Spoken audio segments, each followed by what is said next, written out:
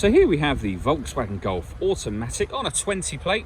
I'm going to start off by showing you around the outside of the car, and then we'll hop in and run through some controls on the inside.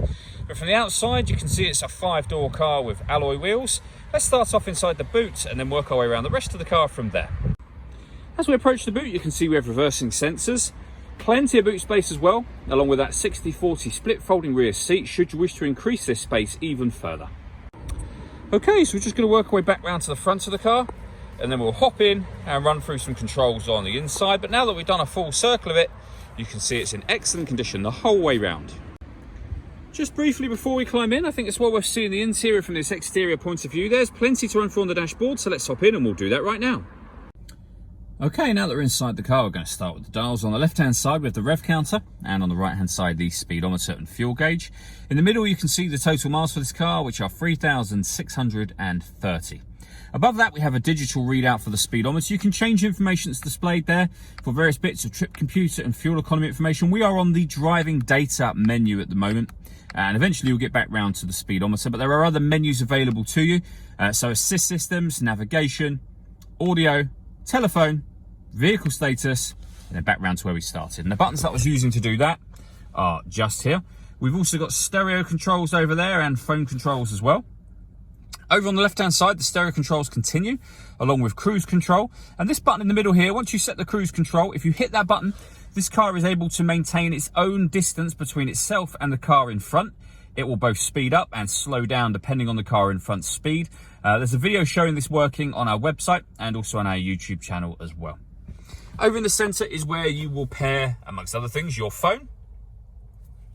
You've got your radio over here, of course, and you can see that this car has got DAB, FM and AM radio. If you want to listen to your own music, you can do.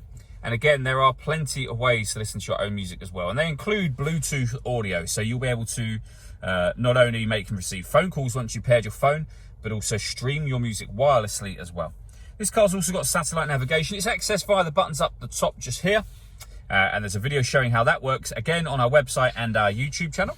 And if I pop the car into reverse, you'll see we have a full colour reversing camera with guidelines showing you what direction the car is headed in relation to the image that's being shown on the screen. Working our way down, we have dual zone climate control. So you can adjust the passenger and driver temperatures.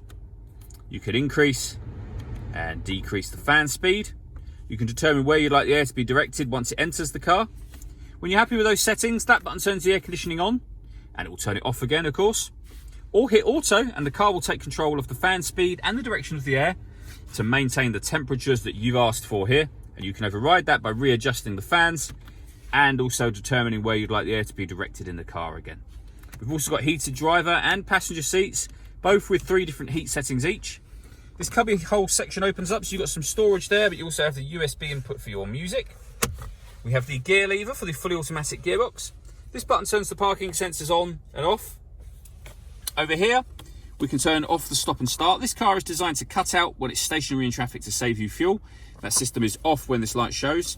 And lastly, this button will change the driving setup of the car. So you can put it in eco, normal, sport, or individual. And under individual, you can customize and change any of these things that you want to.